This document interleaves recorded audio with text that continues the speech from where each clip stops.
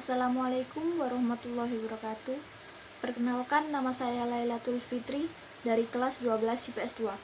Di sini saya akan mempresentasikan tugas sosiologi perubahan sosial dan saya akan membacakan artikel perubahan sosial dengan judul Ilmu Pengetahuan Santri Tangkal Perubahan Sosial Keagamaan.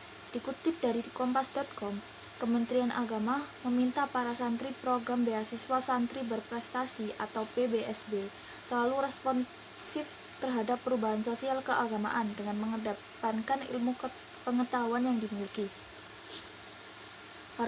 Waryono selaku Kementerian Agama berkata, orang yang tidak memiliki cukup ilmu pengetahuan maka akan mudah mengadopsi semua hal yang diterima secara mentah-mentah karena tidak ada filter yang membentenginya. Waryono juga menjelaskan, tidak banyak orang memiliki kesempatan sebagus Anda semua ini, baik dalam pengalaman maupun ziyadatul ilmi. Waryono berharap para santri bisa terlibat dalam memandu zaman. Waryono pun optimis kehidupan keberagamaan di Indonesia akan semakin toleran jika para alumni pondok pesantren diberi kesempatan untuk mengelola bangsa Indonesia. Dan di sini saya akan menganalisis artikel tersebut. Poin A, teori utama pola perubahan sosial. Dalam artikel di atas terdapat teori evolusi universal. Teori ini menyatakan bahwa perkembangan masyarakat tidak perlu melalui tahap-tahap tertentu yang tetap. Hal itu terbukti dalam kalimat awal. Kementerian Agama meminta para santri program beasiswa santri berprestasi atau PBSB selalu responsif terhadap perubahan sosial keagamaan dengan mengedepankan ilmu pengetahuan yang dimiliki. Teori evolusi universal berbeda dengan teori evolusi unilinear. Kategori teori evolusi yang satu ini menyatakan bahwa perkembangan masyarakat tidak melalui perubahan yang tetap, karena pada dasarnya kebudayaan manusia telah mengikuti suatu garis evolusi tertentu. Poin B, teori-teori modern mengenai perubahan sosial. Teori modern perubahan sosial pada artikel tersebut adalah teori modernisasi, di mana Direktur Pendidikan Diniyah dan Pondok Pesantren, Kementerian Agama Waryono meminta para santri untuk selalu menimba ilmu. Hal tersebut terdapat pada baris paragraf ke-6. Maka dari itu, dia meminta agar para santri PBSB untuk selalu semangat dalam menimba ilmu pengetahuan di bangku sekolah. Teori modernisasi.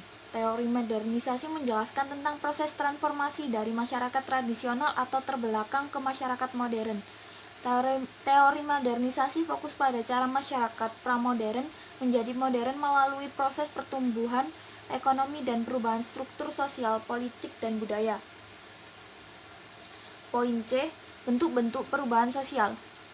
Dalam artikel di atas menganut perubahan di bidang sosial keagamaan yang berdampak ketiga cara mengadopsi dan memfilter sebuah informasi di dalam bidang sosial keagamaan. Hal ini juga dibuktikan pada paragraf ketiga. Orang yang tidak memiliki cukup ilmu pengetahuan maka akan mudah mengadopsi semua hal yang diterimanya secara mentah-mentah karena tidak ada filter yang membentenginya. Perubahan sosial agama. Pengantar secara teoretik bahwa relasi antara agama dan masyarakat tersebut berada dalam dua area, yaitu agama mempengaruhi masyarakat dan agama dipengaruhi oleh masyarakat. Agama menjadi pedoman di dalam kehidupan dan agama juga menjadi kenyataan sehari-hari di dalam kehidupan masyarakat. Agama merupakan faktor yang menentukan bagi kehidupan masyarakat. Agama juga bisa menjadi sumber spiritual dan moral bagi kehidupan masyarakat. Poin D, faktor-faktor pendorong dan penghambat perubahan sosial. Faktor pendorong. 1. Bekal ilmu agama yang kuat membuat para santri masih memiliki bekal kuat untuk mencerna informasi yang diterima. 2. Toleransi di dalam lingkup santri yang kuat membuat mereka saling mendukung untuk menerima ilmu yang ada. 3. Sikap terbuka yang dimiliki oleh para santri membuat mereka lebih mudah menerima ilmu yang masuk sebagai bekal ke tahap yang lebih modern. Faktor penghambat 1. Adanya dampak dari luar seperti sesuatu masalah yang tidak difilter dengan baik, mendorong terjadinya kesalahpahaman. Kedua, jika kurang ilmu yang masuk, para santri bisa saja menerima berita tersebut dan tidak difilter terlebih dahulu. Oleh sebab itu, benar jika santri juga perlu pendidikan lebih agar dapat memfilter kejadian-kejadian di sekelilingnya. Ketiga, kurangnya sikap intoleransi. Sekian presentasi dari saya. Bila ada salah kata, mohon dimaafkan. Terima kasih. Wassalamualaikum warahmatullahi wabarakatuh.